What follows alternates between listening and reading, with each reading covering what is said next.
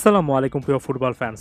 এবারের ইন্টারন্যাশনাল ব্রেকে আর্জেন্টিনা যে স্টাইলের ফুটবল খেলেছে, আর্জেন্টাইন ফ্যানদের একটা বড় অংশের অপ্রাপ্তির জায়গা থাকবে এবং সেটা খুবই যৌক্তিক একটা ব্যাপার। তবে সেই অপ্রাপ্তির মধ্যে পজিটিভ যে জিনিসগুলো দেখা যাচ্ছে তার মধ্যে আমার কাছে মনে হয় সবচেয়ে বড় ফ্যাক্টরটা হচ্ছে Lautaro Martinez pure goal scoring ফর্মে আছেন।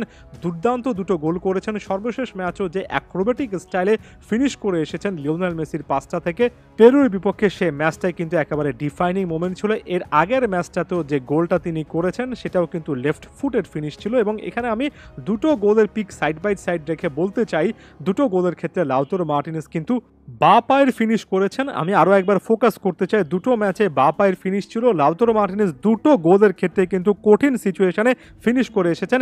এর আগের ম্যাচে গোলটা তো কিন্তু একেবারে সহজ অ্যাঙ্গেল ছিল না, এ ম্যাচটা তো একেবারে বাতাসে ভাসিয়ে নিজেকে শটটা নিতে হয়েছে, কিংবা এক কথায় বলা চলে ভলি নিতে হয়েছে। অ্যাক্রোবেটিক একটা ভলি ছিল এবং সব মিলে এটা লাউতারো মার্টিনেজের স্কিল রেঞ্জের কথা বলে, অর্থাৎ ভিন্ন ভিন্ন কত কিছু তিনি যে করতে পারেন সেটা স্পষ্টত দেখিয়েছেন। এবং এই মুহূর্তে একজন পিওর নাম্বার 9-এর এই টাইপের ফর্মটা আর্জেন্টিনাকে অনেক বেশি করে উচ্ছ্বসিত করবে, কারণ লাউতারো মার্টিনেজ যখন গোল করেন তখন ম্যাচ পয়েন্টগুলো বেশিরভাগ সময় আর্জেন্টিনার পক্ষে আসে।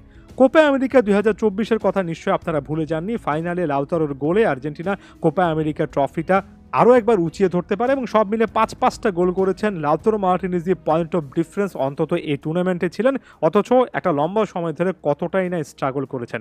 এই গোলটার মাধ্যমে আর্জেন্টিনার জার্সিতে 32তম গোল করে ফেলেছেন এবং কিছু কিছু জায়গার হিসেবে টপ 5 গোল স্কোরারের লিস্টে ডিয়েগো ম্যারাডোনার সঙ্গে একই সাথে 32 গোল নিয়ে ঢুকে গিয়েছেন। তবে কোনো কোনো জায়গায় ম্যারাডোনার গোলটা 34 বলা হচ্ছে, কারণ বেশ কয়েকটা ম্যাচ আসলে ফ্রেন্ডলি নাকি অফিসিয়াল ছিল সেটা নিয়ে বিভিন্ন জায়গায় বিভিন্ন রকমের ইনফরমেশন আছে। তবে সেটা যাই হোক, এই মুহূর্তে টপ 5 গোল স্কোরারের মধ্যে আর্জেন্টিনার ইতিহাসে একজন লাউতারো কিংবা অন্তত টপ 5 লিস্টের আশেপাশে আছেন। এটা একেবারে ক্লিয়ারলি বলে যে লাউতারো মার্টিনেজ আর্জেন্টিনার জার্সিতে আসলে কতটা প্রলিফিকভাবে গোল স্কোরিং করেছেন এবং মাত্র 27 বছর বয়সে লাউতারোর সামনে কিন্তু আরও অনেক অনেক সময় পড়ে আছে।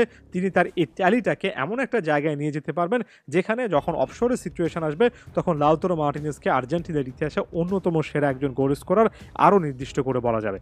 মাঝখানে স্ট্রাগলের কথা চলে আসি।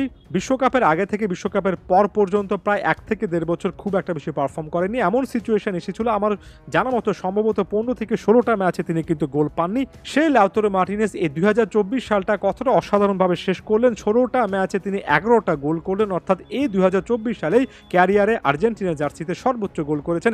এর আগে কখনো কিন্তু 2 অঙ্কের ঘর অর্থাৎ 10-এর ঘর স্পর্শ করতে পারেনি, অথচ এই 2024-এই কিন্তু 11টা গোল করে ফেললেন।